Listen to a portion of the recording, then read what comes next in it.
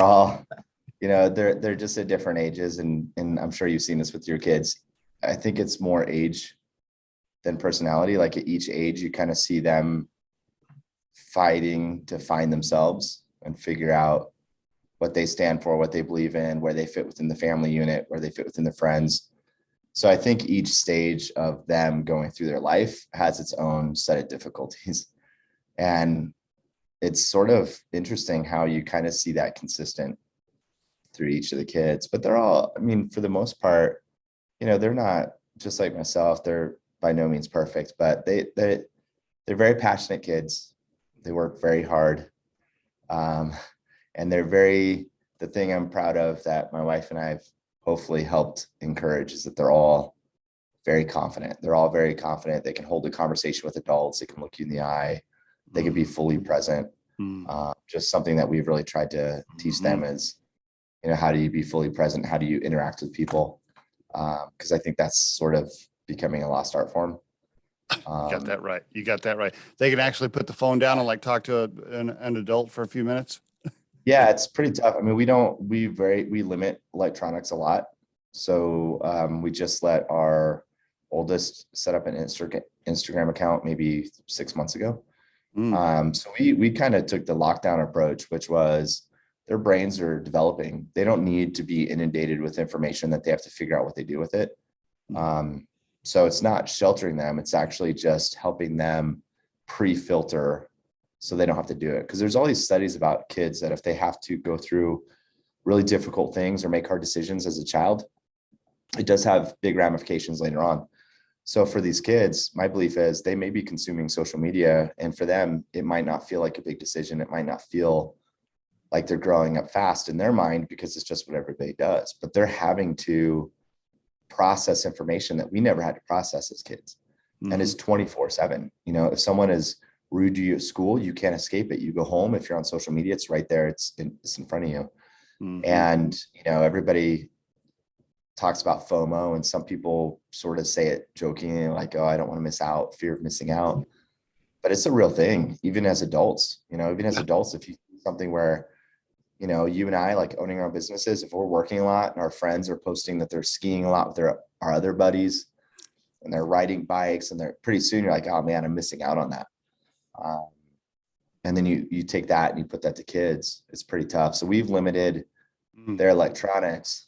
We've kind of slowly introduced it. Obviously they can text their friends, do other things, but they have to ask us if they can have access to the phone, and we limit that access. And what we've seen as a result, which is in some ways kind of sad, is that when we do go hang out with groups of people with kids their age, sometimes it's really difficult, because when we come home, it's like, how was it? And they're like, well, we didn't really none of the kids talked. They were all doing a TikTok challenge, or they're all on Snapchat, or they're all in their phone. So we just as siblings ended up talking and hanging out. And I think it's not an indictment on those parents or those groups, but it is pretty discouraging to be like, man, in real life is so key. And these kids, there's not this recognition of when it's important to put a device down and get out of this world and get into this world and be fully present with other people. So we'll see. That's the thing that I push as well. Fully present, right? Just put the phone down when you're having a conversation. One of the biggest mistakes I see right now in human beings, not just kids, adults too, is they'll ask you a question. They'll look you in the face and ask you something. And when you start to answer, their head goes back down to the phone and they start scrolling while you're talking. I see that all the time. That's just terrible behavior, really just terrible. It is. So it's great. I love the fact that you're doing that with the kids. Yeah, well, I appreciate that. I think adults even, there's been times where I've been on conference calls without video on, and you could tell when people are kind of checked out and they're multitasking or other things. And I'll literally stop talking, and there's been times where it'll be a 10 to 12 to 15 second pause before they'll realize I've stopped talking. I like that. That's a good technique. Yeah. And it's interesting because for us at work, everybody's busy, and everybody inevitably asks for the same thing, which is we need more time.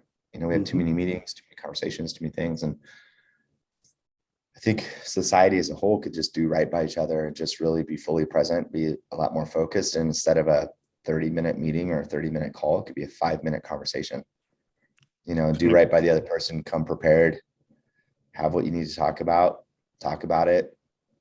Couldn't agree more. Couldn't agree more. Don't you just, the last thing on this topic, we'll move on from it, but my wife and I have this very strict rule when we're out to dinner at a restaurant, no phones. As soon as we walk into the restaurant, no phone while we're trying to have dinner together.